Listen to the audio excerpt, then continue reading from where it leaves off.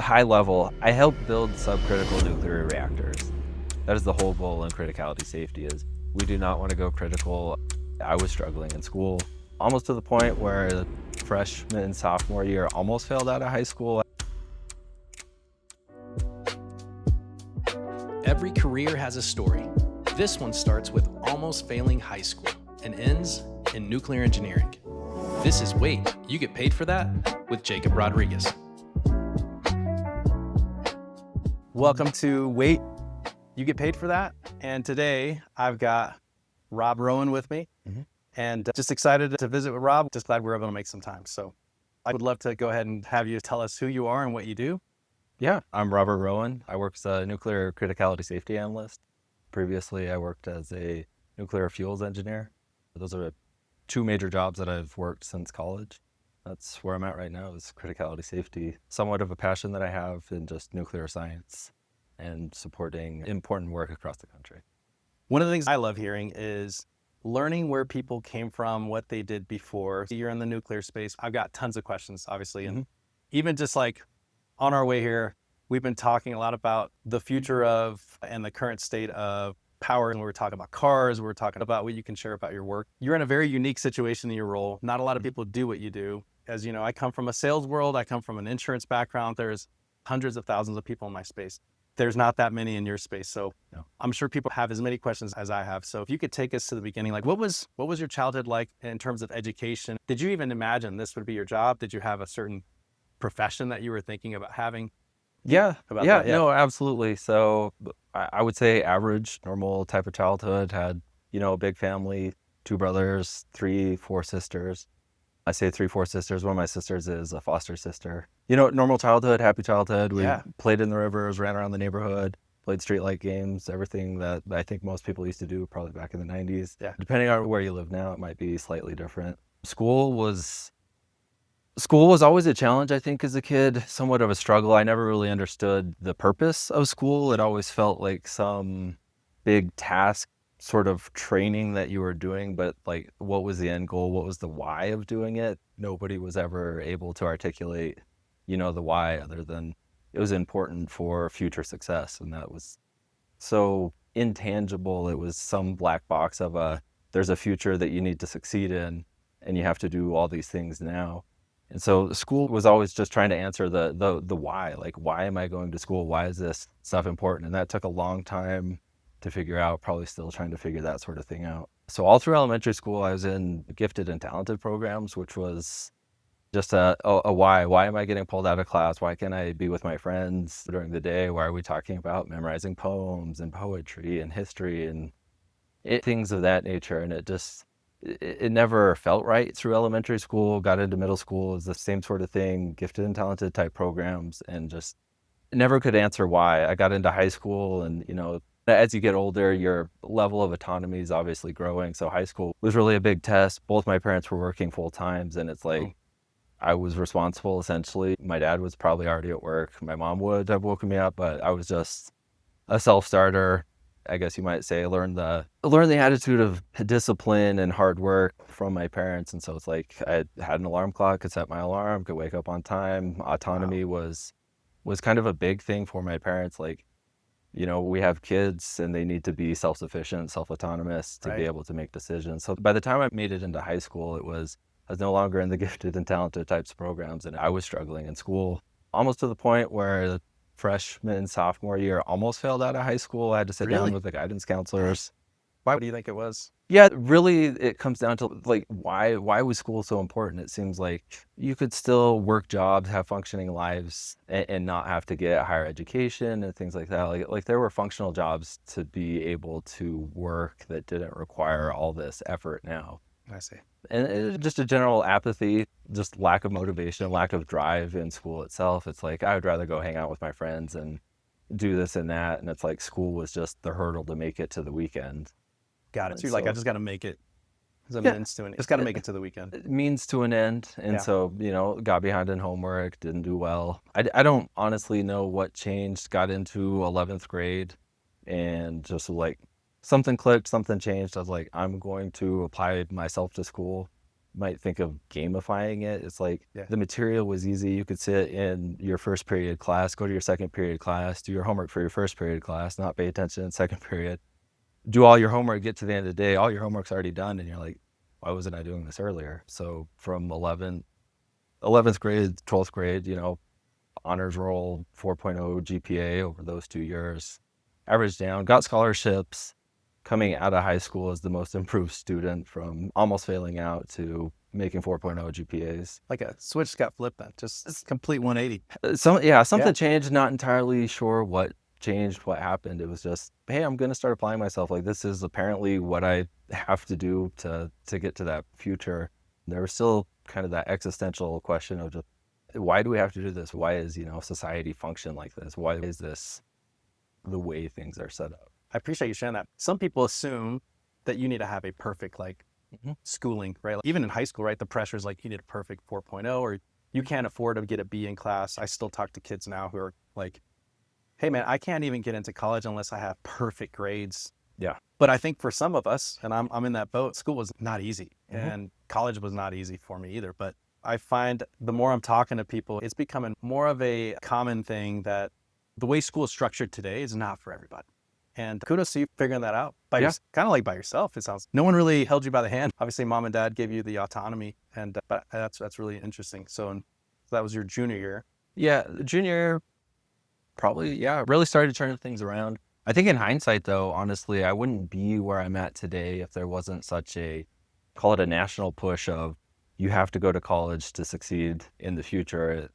In hindsight, I was taking electrical classes. I could have, starting in 11th grade, I was in concurrent enrollment. So I was getting college credits for the classes that I was taking. And we had a whole laboratory where we were doing home wiring type of stuff. So 3-way switches, 2-way switches, like wiring houses. I think if there would have been somebody who was like, hey, you should just pursue being an electrician straight out of high school, I could have worked summers for contractors or neighbors or something like that as an apprentice and then graduated high school. I wouldn't have necessarily had like a journeyman's card. I would have been well down the path, taken maybe a couple of years at the local community trade school. It wouldn't be where I'm at today for sure. My life would be vastly different if somebody would have pushed that. And it was always just, hey, college is the way to go. And I'm like, college is the way to go, but I don't know how I'm going to afford it. Got out of high school and it's like, what do you do? How do you afford college? The joke comes to mind, I would kill to go to college. Yeah. Don't necessarily want to make that joke, but the military is a legitimate way to serve your country, but also get benefits that do pay for a higher education. Absolutely. And if that's what you want to pursue, and that's what I did, went into the military to get those benefits and then came back and capitalized them. Got out of the military in December, moved back to Texas in January. I worked for my father-in-law for probably longer than I'd like to admit. I worked for him for a full year and then he sold the business and I stayed there for another 8 months before I finally quit. The new owners were just dishonest, not great. I didn't get into school until August that year. So 2013, I got into community college and everybody was telling me, just take one summer class, take this, take that. And I was like, no, I have a plan in my head. The plan is start school in August. That's what I'm going to do. I'm going to sign up for the classes, take all the placement exams, get on a track. And the only thing that I knew that I wanted to do was engineering. What kind of engineering? I had no idea. I didn't know. How did you know it was going to be engineering? Kind of twofold, right? I remember as a kid sitting at the dinner table with my older brother, Brett. So the middle brother. I have an oldest brother and then there's Brett. We were talking about, I suppose, probably the Manhattan Project and No way. nuclear weapons and nuclear technology in general. And I was just like, how does Just like a random conversation type? Random conversation, and I was like, how does any of this work? And he's like, I have no idea. I want to say I was either in elementary or middle school, and he was probably in high school at the time. Casually talking about just nuclear technology in general, like how does nuclear stuff work? He's like, I have no idea. And I was like, it's just absolutely fascinating. And that was always something that was just in the back of my mind since middle school. But it's nothing I pursued with any sort of interest. I could have gone to the library while the internet was still new. There may have been resources there. I just didn't know where to look. I could have gone to the library. I had a local university that was right there. I had neighbors who were students in university. They pointed me, but I talked to nobody else about it for years. So after I got out, got into community college, I was taking an intro to engineering class, which is like here's the 10 most popular engineering disciplines or whatever. Let's talk about them. Let's see what they all do. And the, I guess, culmination of that class was to write some sort of a research project about some discipline in engineering. At the time, I was mostly interested kind of generally in power generation. I think the correlation between people's access to energy and the quality of life that they have correlate very well. So it's like, if you can do something through your job that benefits the most people, like what can that be? And for me, the answer was really power generation. Like, can we make clean power? At that time, power cells, solar cells were relatively expensive. So I jumped into the most research about the solar industry. What year was this? This is community college. Yeah. Maybe 2014, 2015 timeframe. When solar guys are knocking on a lot of people's doors. Is this the subsidy programs were being I think subsidy programs were pretty big. And I was like, what's this whole solar thing? It's really expensive. It seems potentially problematic. And I came across a research paper that was talking about carbon nanotubes and making thin filaments, I guess I'll call them, that go over windows. So you can make some sort of a window glazing with carbon nanotubes that can induce a voltage on it. And the grand idea is, well, if you can put these on windows and they produce some sort of electricity, you could coat every window in America with this sort of electricity. It's cheap, it's feasible. What does the life cycle on this sort of thing look like? And I started looking into the manufacturing of carbon nanotubes, like how easy is it to make these things? And it's incredibly difficult to make them. At the time, that was my understanding. It was hard to make. They're a high heat intensive, resource intensive type process. So I started looking at how can we do this environmentally instead of having to burn gas furnaces or burn coal or some sort of carbon-based fuel to produce effectively another carbon product. Are there other high temperature processes that have reject heat in the process itself that could be dual purpose? And I was like, nuclear reactors run at very hot temperatures. Are there reactors out there that run high enough temperatures to where they can get their power generation cycle, but also have reject heat specifically for carbon nanotube manufacturing? The whole idea was I want to go into the solar industry. Yeah. But as I started to You're research, doing all this research on your own. Yeah, it was to write a paper. Because up to this point, you don't have anybody in this particular industry giving you any insight, giving you any mentorship. I'm assuming you're spending a lot of time at the library or Google, whatever's out. Like, you're literally scouring the internet and scouring your resources. Like, obviously there's starting to be a passion. If I heard you right, it's like you're looking at what profession will allow you to help create the biggest impact. And that power generation was already one of the things that was innating you. Like, I want to do something in this space. Yeah. Super cool. And super unique that you had that. And that you were able to start doing this research. Obviously now paying off like crazy dividends. As I look back, that's a super crazy story, Rob. A lot of people fumble their way through their life and land into a position that they go, okay, this is what I'm good at, or this is what I get paid really well to do. And very few people go like, I actually wanted to go into this and research this on my own. Nobody told me to do it. Right. That's really cool. I didn't know that. Nobody told me to do it, right? It was just, I have an engineering research paper that I need to write for class. I need to find a topic. What am I actually going to write about? And what class was this? Intro to engineering. Intro to engineering. Okay. Nothing Basics. Nothing technical. Yeah. It's like, this is what a petroleum engineer does. This is what a mechanical engineer does. This is what an electrical engineer does. And I was like, these all seem fine, but it just wasn't it. And I did want to go into the power generation space, and it was just like the research that I think led me the most towards nuclear was looking at the full maybe life cycle, cradle to grave on solar panels. So mining raw material is effectively outsourced to third world countries like China, where they don't have necessarily the environmental stewardship that you might find in the United States. And it's like, these things are toxic waste dumps with no long-term future human civilization type of planning. It's just, we're going to go strip mine everything, tailings, be damned. You know, looking at pictures from other countries and just seeing the environmental impact, I'm like, you know, photovoltaics are nice, they're great, but how maybe disillusioned are people based on marketing and advertising? And I know that's your background. And we were talking about something today. Oh, we're talking about diets. Okay. Yeah. We're talking about our wives. Yes. And I was telling you about Yeah, De Beers. Yeah. It was like, why did I get a diamond for my wife? Yeah. And my wife was like, I would have preferred you gotten me a cubic zirconia and made it a huge ring versus buy me a diamond that, the best thing you could afford. And I go, I didn't know that. Yeah. And then I go, Rob, correct me if I'm wrong. I was like, it's because a diamond is forever, right? And I Yeah. was like, that was a De Beers campaign. And you're like, absolutely, man. Yeah. It's funny what marketing can do and how much has swayed like literally industries, man. And obviously the power industry. Solar is crazy because it's now had a shift, right? Like fast forward now, I know guys who are in the solar business now who are selling solar who are like, I can't sell it anymore. There's no more subsidies for a lot of this. Yes. I know we can go down that rabbit hole, but it's interesting that you were talking about how you already discovered that years ago of like, this is not good for the environment. This is not an efficient way of creating power. Yeah. So you're doing all this research as a community college student. Yes. Yeah. And already grasping all that and saying like, these are not good sources of power. Yeah. Where most of us go like, hey dude, a young guy knocks on my door and says, I've got a deal I can put solar up for your house. Get a loan. Yeah. Get a loan.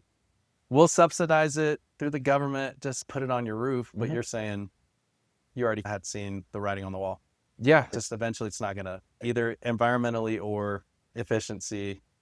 Yeah, kind of a combination of the two. At the time, that was definitely my perception of it. I think in general, right, mining resources out of the earth is not the best thing, but it is required. And so I've kind of come to terms with it, So there's a place for that. I have come full circle on solar panels and would definitely install some solar. And I'm like, I've got some in my front yard, man, Yeah. with the garden lights, solar garden lights or whatever. Yeah. They definitely have their place, but I don't think they're the end all be all. Good. So I got right into all that research, and I came across novel reactor designs for high temperature stuff, because we think about the nuclear industry in America and it's primarily pressurized water reactors or boiling type water reactors, and they get up to certain operating temperatures and pressures, and there is reject heat, but it's not high enough heat to do like secondary processes.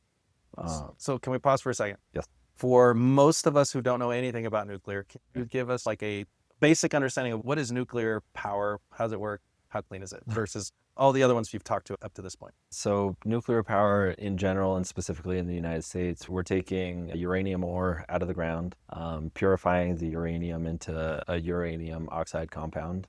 That uranium oxide compound is then turned into a gas pushed through centrifuges. It's literally gasified. It's a gasified. Yeah. So you take 308, which you would call it yellow cake, is the big scary, right? You think Olivia and yellow cake, big scary.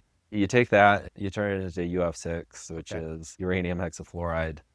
That turns into gas, right? Okay. It goes solid to gas, it sublimates into gas. You're able to spin it through centrifuges.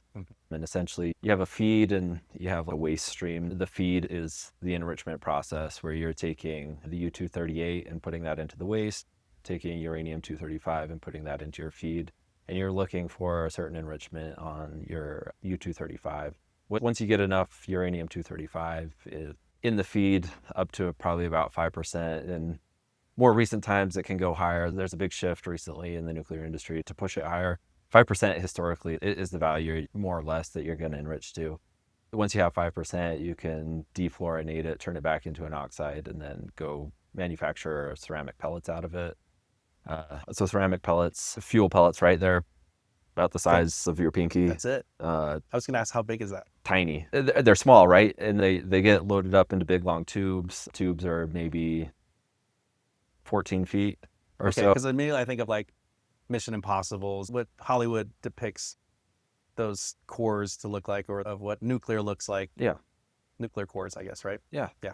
And Chernobyl, which is probably for another time. But again, the public point of view is like, it's scary. Not a lot of people know. It's not public knowledge, right? And unless you do your research. Yeah. It's this mystery thing. I envision like a briefcase, right? Like, so it's got uranium. It's like highly radioactive elements that are dangerous. And I go, it's in some briefcase with the guy in a handcuff. Yeah. And maybe it is in some cases, but like, probably but not, but yeah, definitely maybe romanticized like that. Yeah. People look at it like that. But okay, so it sounds like it's a compound that is gone through a filtration process. Yes. To get it to its purest form and then encapsulated. Yes. in basic terms. Yeah, in basic terms, you turn it into a pellet, stack a whole bunch of pellets on themselves, and then encapsulate it in some sort of cladding. And they're in pellets because why? It's The shape is good. okay. It has to do with the shape and how neutrons behave. And a long line, In a long line, 14 feet or so. 14 feet, and then you stack a lot of them together and kind of axially up a core. Once you get right, once you get all the fuel rods together, you put them into fuel bundles. You take all those fuel bundles, you put them into a core, a nuclear power reactor core, and that is probably subcritical at that point. You flood it with water, and at that point, the water acts as a moderator. Neutrons are able to interact with the fissile material better when they're moderated, and so it causes fissions to happen. And taking something critical is effectively, when you're subcritical, you're losing more neutrons from the system than the system's producing, and so you're producing less each generation that they go, so your power is essentially going down. Okay. When you hit critical, you're exactly producing the same amount of neutrons in each cycle of neutrons. So you have one neutron comes out, interacts with a uranium-235 atom. That one splits, releases 2.54 neutrons on average. Maybe 1.54 of those leak out, but that next one comes in, and that next one's part of that new cycle. So we had one in and one out. So you're perfectly critical there. Balanced, yeah. You're balanced there.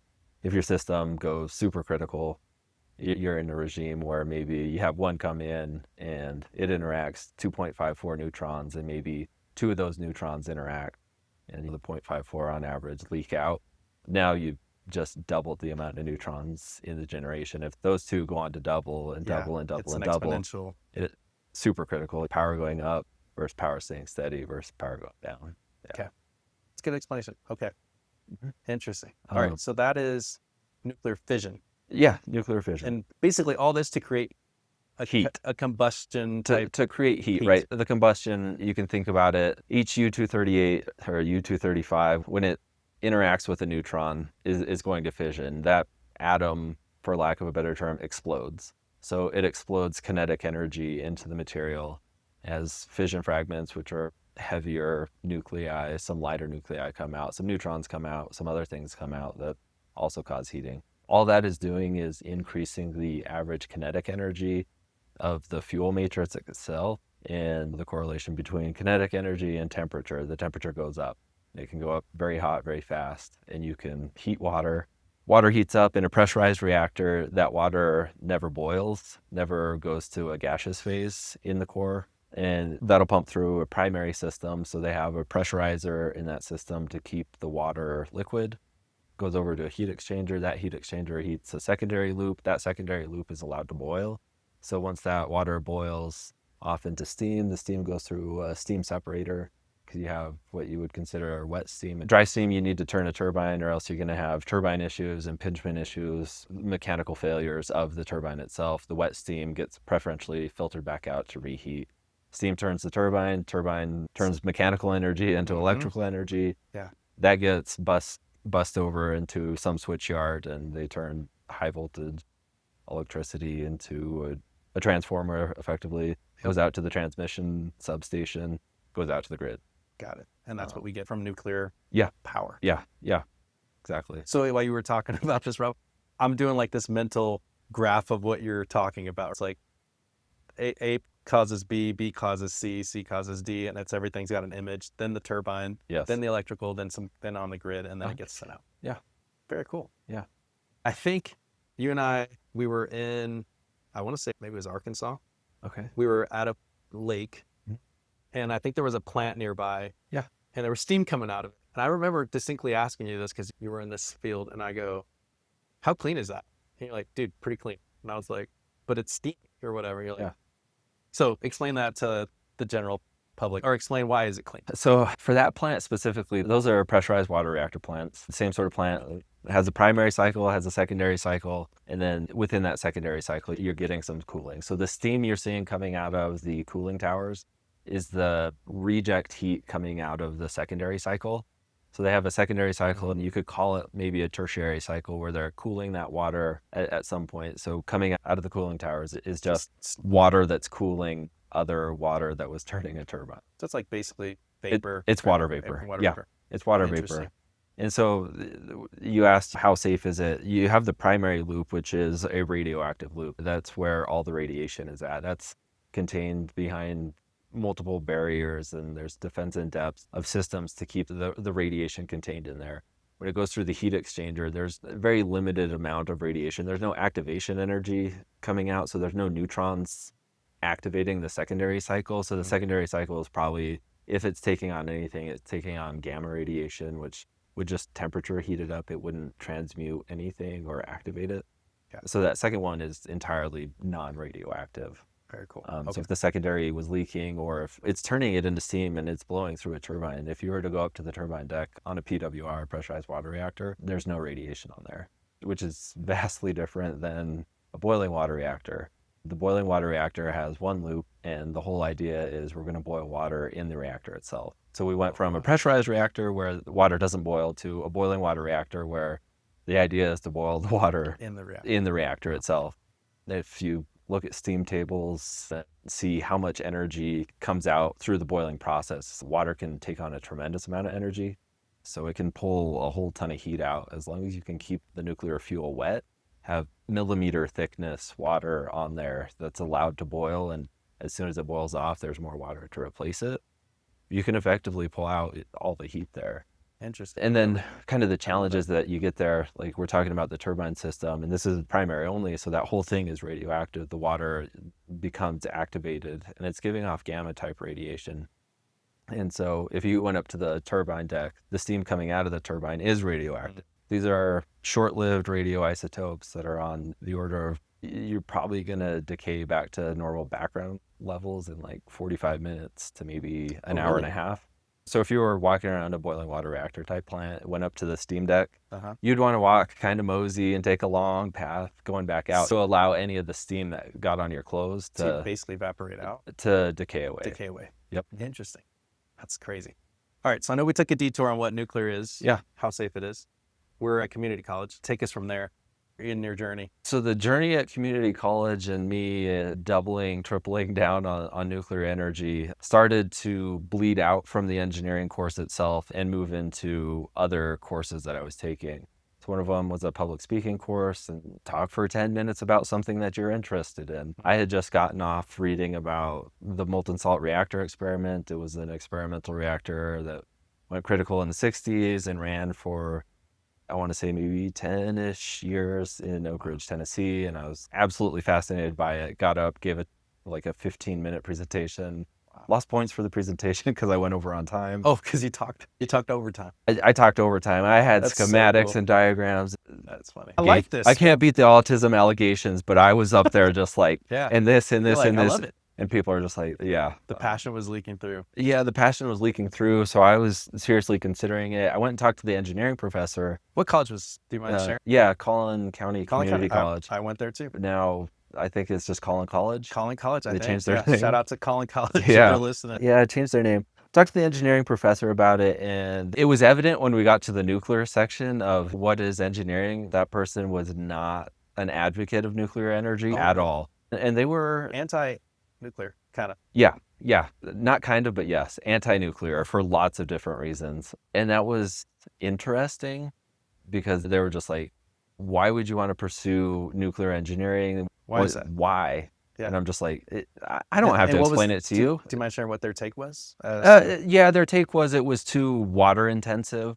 which is a fair critique of traditional reactors. But mind you, I just came off the molten salt reactor experiment, which uses molten salt as both a working fluid to take heat out and also as the fuel itself. It's not a solid fueled one. Like you're not making pellets, you're dissolving fuel in a liquid essentially, and it's doing its thing without needing water. And so it's like you could effectively employ these things, deploy them anywhere. You don't need large cooling sources the same way that you would for traditional light water reactors. Is that where some of the nuclear hesitancy has been kind of focused on, is on the old way of doing nuclear power? Is the water, is that kind of the more common argument? I feel like I may have heard people talk anti. I'm trying to think, man.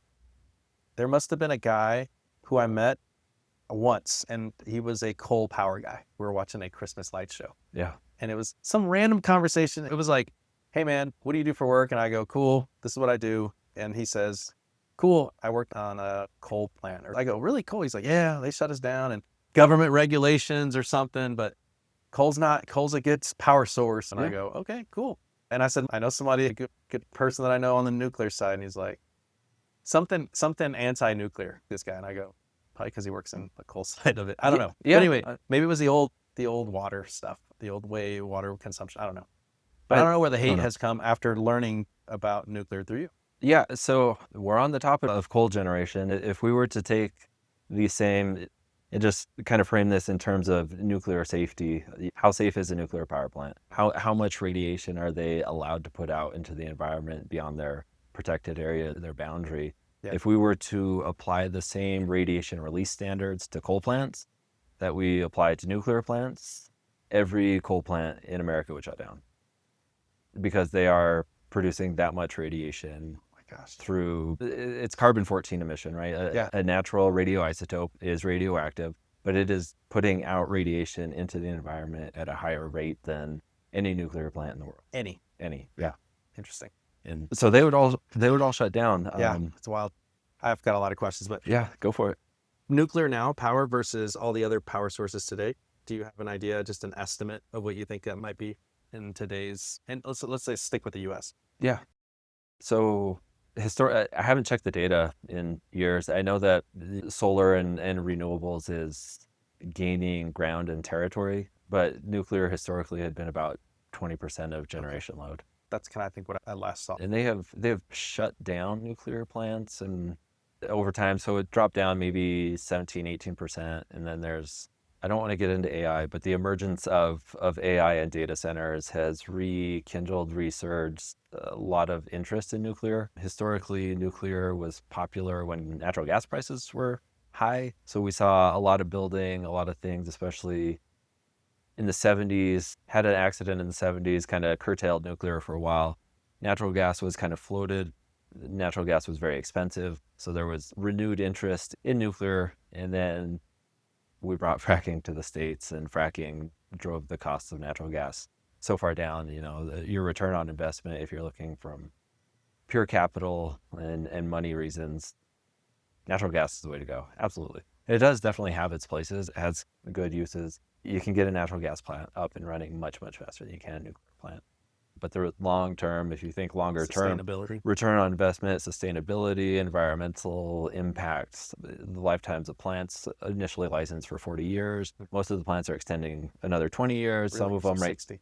So 60 years total. And then there's other plants that are leading subsequent license renewal activities to go up to 80 years. Wow. Some people think they might go to 100 years. So, a very large capital investment now and then 100 years of clean nuclear generation over 100 years is paying dividends to people who aren't born yet, the future generations. And got it. Yeah. So that's something to think about. Community college, you talked about some other classes. Obviously, that wasn't the end of your education. No, that wasn't the end. It was in a physics class. We were talking about just physical interactions with matter, how light behaves, et cetera. I went to office hours, talked to the guy about it. And he's like, Texas A&M has a nuclear engineering program. And I was just like, yeah, I do that. What are the odds that I can even get in there? And he's like, actually, the odds are probably pretty good. You should check it out. So I looked into it, and the acceptance rate was 100% for transfer students. Really? And I was like, oh, that's interesting. Let me put my application in. Threw in an application. They got back, got the whole, you're going to be an Aggie thing in the mail. That's crazy. I was like, wow, that's amazing. Surreal. Because they have, in Texas, probably the most recognizable, I think it's them and probably University of Texas. Yeah. And that's it. Yeah. I'm saying that as a dad of someone who is soon to be graduating high school. And we walked through the engineering college, the expo, where they come by and meet and greet with the high school students. And I know that those engineering programs are getting more and more competitive. Yeah. Where they're even saying like, hey, go to like a community college and then transfer in within our network. And that might be the fastest way, unless you have some very competitive grades. But because it's a highly sought after, it's just engineering in general. So then you go to Texas A&M. Yes. What was your experience there in terms of the education and what you learned, and how fast did you get into nuclear studies versus general studies, and what was that? What was your experience at the university? So I knocked out all of my general studies in community college. So when I transferred, it was a Okay. straight shot. There might have been a couple of classes that didn't transfer that I needed, but I transferred in as a sophomore. Okay. Was taking sophomore level classes and then progress through the program. Some of the challenges of nuclear engineering in particular is that it's not a popular major by any means. A lot of people who get there, the way that A&M sorts people is you kind of are a general, you get accepted into the College of Engineering, you make a wish list of which engineering program you want to be, and if there's availability and you're competitive enough to get into it, then you can get into it. So there's a fair amount of people who are like, this is not my first choice or even second choice, but here I am. Got it. Contrast that with transferring in, and it's like, hey, the transfers have 100% acceptance rates to get into nuclear specific, but some of the other ones you could also get into too. Okay. So transferred in sophomore, took my classes. The challenge is the class sizes are so small, you might only have one shot to take a class. And if it's a 2-part class where it's taught in the spring and it's taught in the fall, if you can't make it through the spring class, you didn't qualify for the fall class. So you're delayed an entire year. So you had to be on top of your courses. So you had to stay on top of everything. When I was at community college, I was working full time and going to school full time. And that had a lot of challenges. I made the decision when I went over to A&M that I was only going to work in the summer times and go to school full time. So when I got to A&M, I started to treat it more like you might a full-time job. Showed up to school at 7 o'clock in the morning, took all the early classes that I could, and then spent the entire afternoon working on homework. Would go home 4 or 5 o'clock, day in, day out. Just locked in, man. Yeah, for the most part, just locked in. Kind of a unique study culture. A lot of our professors took a realistic approach of when you get out into the job field, you're going to have a team of engineers that you work with, people who you can collaborate with. And so collaboration was heavily encouraged. So we could sit down in study groups and work through problems and problem sets together and share our homework. When we turned it in, be like, I worked on this with all these 4 people.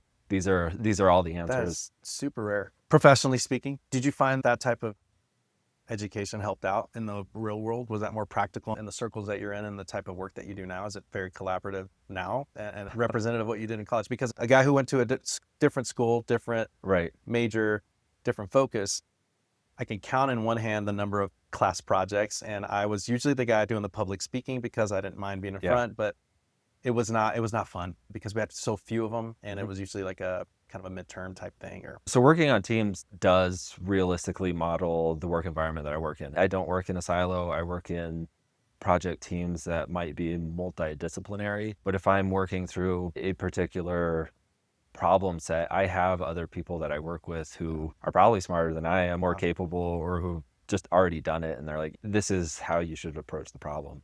So learning that in college and having that encouraged in college did have good, call it foresight into the work environment, where it was like, you're not just working on your homework by yourself, you're working as a team. There's people there to help you out. Got it. How long was your education at Texas A&M? I did 3 years at community college. Yep.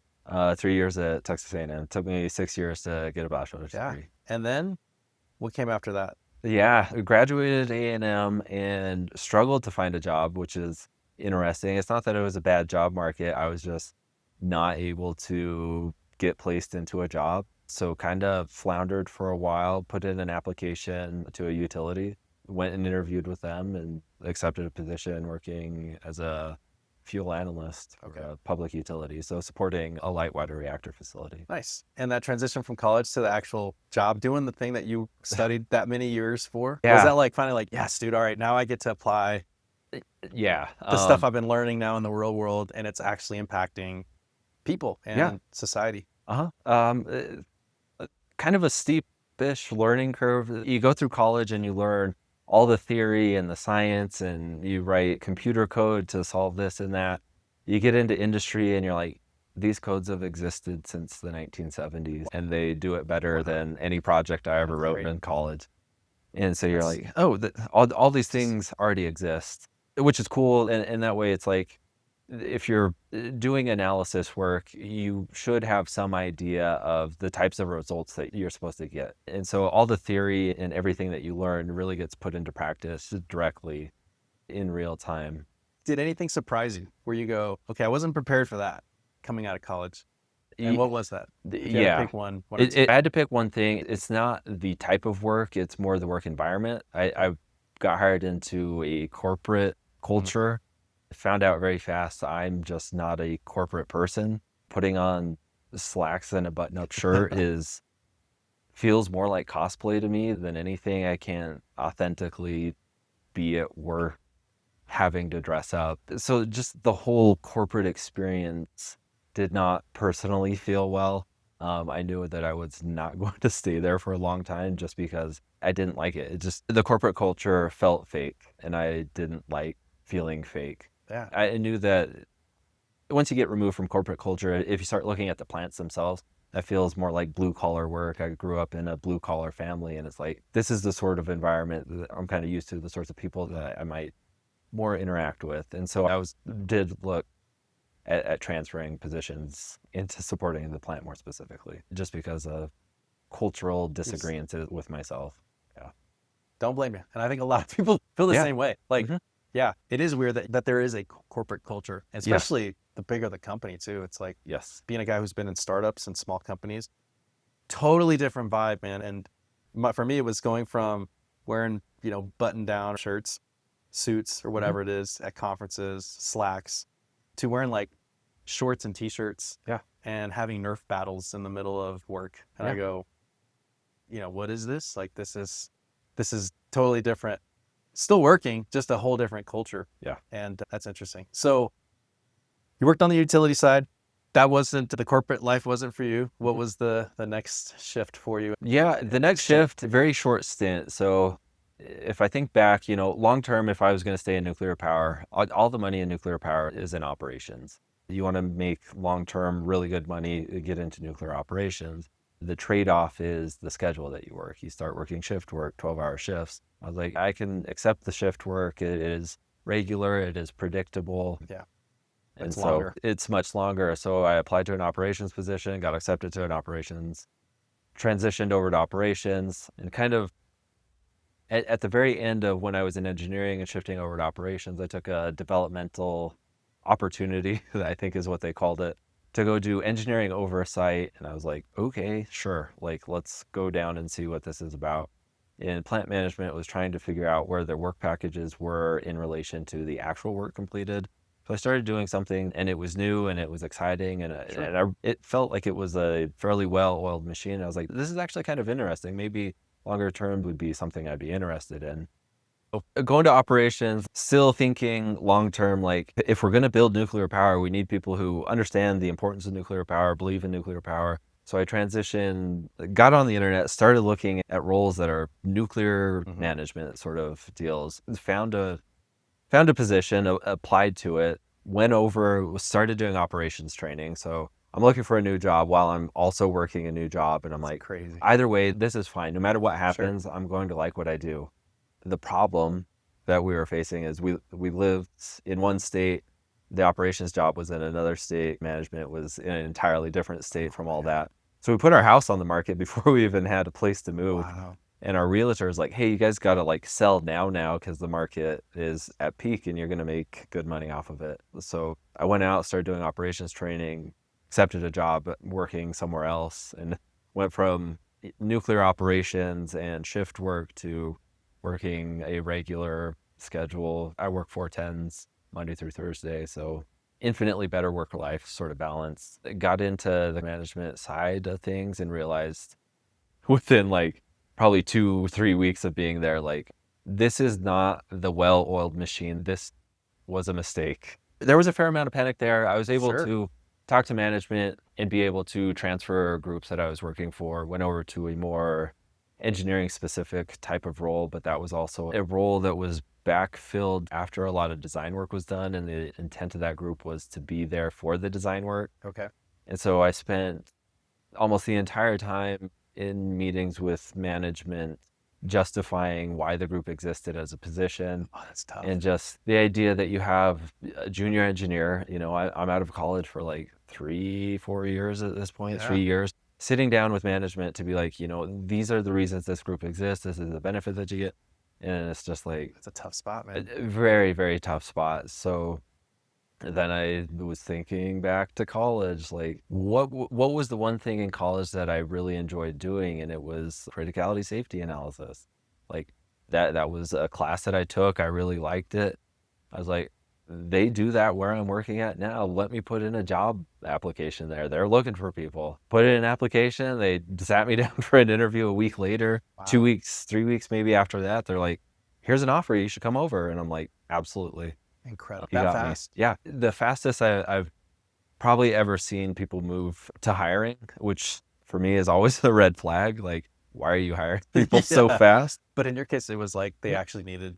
But in my case, yeah, they skill legitimately set. needed people who were qualified, had relevant experience and whatnot. So I had relevant experience, wasn't necessarily qualified in criticality safety analysis, but was able to provide benefit effectively from day one. That's incredible. What is it that you do now?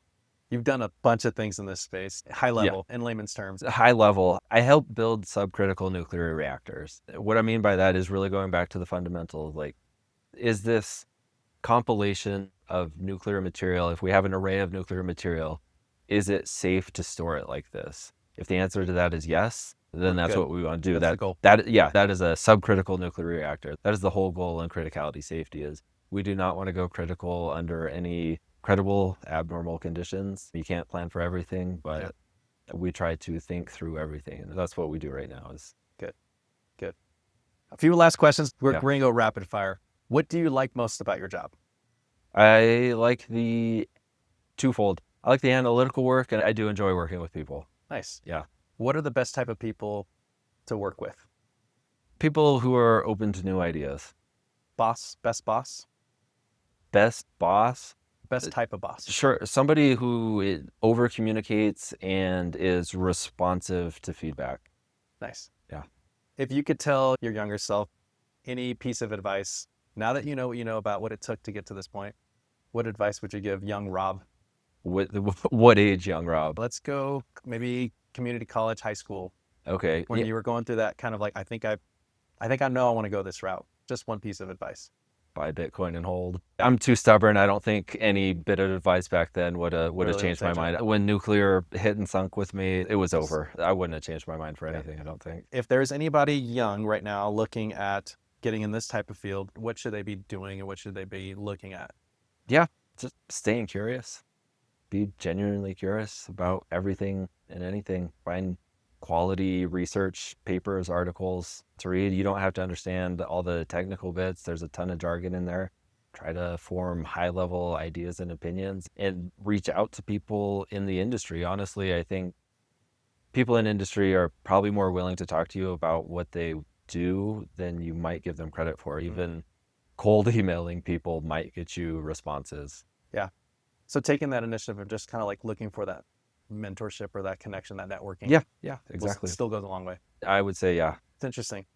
I would agree with that just on my side of it. I think that hasn't changed. The networking and the going after the learning, the taking initiative seems like it might sound old school, but it still like opens up so many doors. Yeah. And I think who you know really does matter. And eventually what you know does. Right. But it seems like who you know really kind of accelerates For sure. that opportunity. Last question. What does the future of nuclear possibly look like? Give me your hot take on nuclear, and we'll end with that. Okay, hot take on nuclear. The United States, collectively as a whole, needs to develop a fast breeder reactor program so that we can reprocess spent nuclear waste, burn it in the breeder reactors, and have less time that we have to store long-term storage for nuclear waste. It significantly shortens the radioactivity of the final waste product. So my hot take would be bring back fast breeder reactors. And those have been done away. Yeah, we don't have them anymore. They got killed by 90s. 90s. All right. Well, it's 2026. Mm-hmm. We'll look back at this and say, did it happen or not? So yeah, no, that's good. Rob, thank you. Man. Appreciate it. Thanks for hanging out on. Wait, you get paid for that? Every career starts with a story. I hope today's episode inspired you to go create yours. Subscribe, stay curious, and go get paid.